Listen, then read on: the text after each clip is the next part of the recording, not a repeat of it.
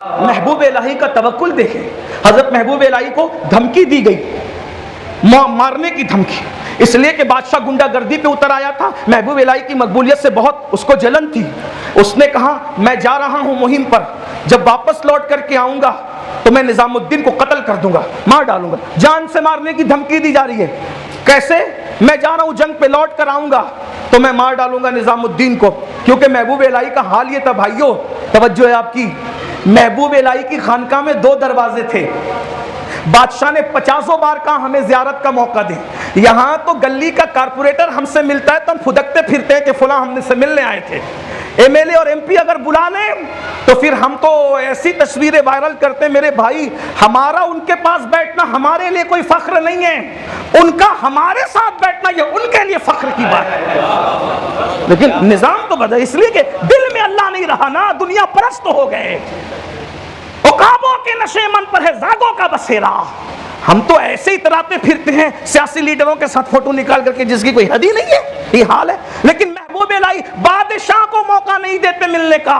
और बादशाह ने जब जोर दिया तो कहा हमने खानका के 2 दरवाजे इसीलिए बनाए हैं, एक से तू आएगा, दूसरे से हम निकल के चले जाएंगे। तेरे यहां इसलिए नहीं आते कि हमें तेरे दरबार के आदाब नहीं पता है, और तुझे इसलिए अपने यहां नहीं बुलाते कि हम तेरी मेहमानी के आदाब नहीं जानते।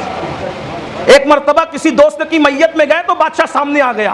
और तवक्कुल वालों का अंदाज देखो, हमने तो जनाजों को भी अमीरी और गरीबी में बांट दिया, हमने तो खैरियत पूछने को भी अमीरी और गरीबी में बांट दिया। जो अल्लाह पे तवक्कुल करते हैं उनके लिए बादशाह और रियाया दोनों बराबर है, ताजिर और गैर ताजिर दोनों बराबर है, अमीर और गरीब दोनों बराबर है। उनके लिए तो इंसान सिर्फ इंसान है। वो दौलत की वजह से, नसब की वजह से, माल की वजह से, ओहदे की वजह से, तरक्की और तनज़्ज़ुली की वजह से लोगों में तफरीक नहीं करते। उनका दरबार तो मुस्तफा जान रहमत के दरबार का अक्सर जमीन नजर आता है। जहां उस्मान गनी जैसा मालदार पहलुए मुस्तफा में बैठते थे, वहीं बिलाल हबशी जैसा गरीब भी पहलुए मुस्तफा में बैठा था। ये खानकाहों का मिजाज था।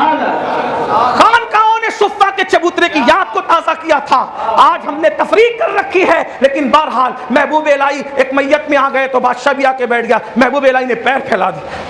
हम कोई तकरीर थोड़ी कर रहे हैं यहाँ, हम तो महबूब इलाही के दरबार में सबक सुना है। अभी हजरत सैयद ख्वाजा सैयद फरीद निज़ामी साहब कह रहे थे आप आते हैं तो अच्छा होता है। हमने कहा वहाँ के कोई एहसान नहीं करते हैं, हम तो यहाँ आकर अपने मुर्शिद को सबक सुना जाते हैं। बस एक नज़र हो जाए तो बेड़ा पार हो जाए। वरना यहाँ किसकी औकात है? ये शेखुल इस्लाम वल मुस्लिमीन है अपने ज़माने के, और अपने ज़माने के नहीं। आज तक इनका इल्मी फैज़ान आम है और इंशाअल्लाह क़यामत तक आम रहे। इलाही ताबुवत खुर्शीद माही चरा के चिश्तियारा रोशनाई। बादशाह आ गया, महबूब इलाही पैर फैला दिए।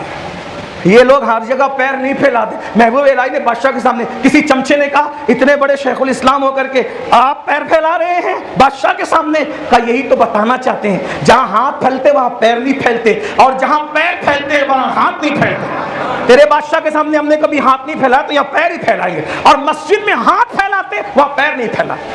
ये तो बहरहाल मैं क्यास कर रहा था, सुन लें उनका अकीदा तौहीद, अल्लाह पर भरोसा और तवक्कुल। बादशाह ने कहा कि मार डालेंगे, कत्ल कर देंगे। मुरीदीन को फिक्र हो गई, हजरत को आपको मार डालेंगे। मजमून बहुत लेकर आया था लेकिन इसे बस करता हूँ, मुकम्मल करता हूँ, कहीं ऐसा ना हो कि आप थक भी जाएं और पक भी जाएं, बात पूरी हो जाए। इसी पर महबूब इलाही सरकार मुरीदीन आगे कहते हैं सरकार बादशाह धमकी दे गया है, वो आपको मार डालेगा, वो आपको कत्ल कर देगा। तवक्कुल कितना था, भरोसा कितना था। दुआ की अल्लाह मेरे बादशाह को फतह नुसरत अता फरमाए। देख रहे ये सूफिया हैं, ये सूफिया हैं, जात के लिए कुत्ते लड़ते हैं, अल्लाह वाले नहीं लड़ा करते। बादशाह कत्ल की धमकी दे रहे हैं महबूब इलाही को, और महबूब इलाही उसकी फतह के लिए दुआ कर रहे हैं, फतह के लिए दुआ कर रहे हैं, फतह नुसरत के लिए दुआ कर रहे हैं। किसी ने कहा हजरत वो आपको कत्ल की धमकी देगा, आप उसकी फतह नुसरत के लिए दुआ करें। कहा कत्ल की धमकी उसका मेरा जाती मामला है, लेकिन फतह की दुआ इसलिए कर रहा हूं कि उसकी फतह इस्लाम की फतह है, उसकी शिकस्त मुसलमानों की शिकस्त है, इसलिए दुआ कर रहा हूं। जाती मामलात निपटते रहेंगे।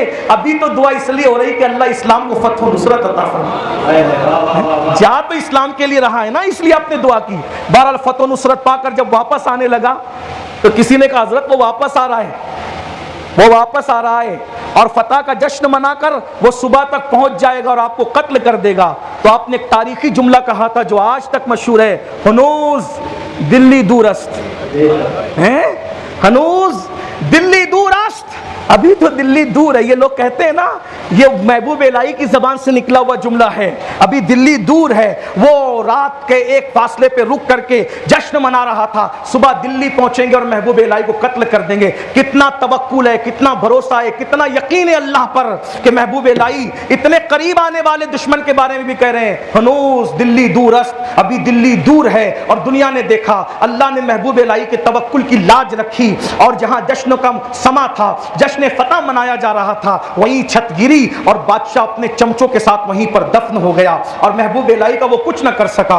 यह है तवक्कुल की बरकत, यह है भरोसे की बरकत, यह अल्लाह पर यकीन की बरकत।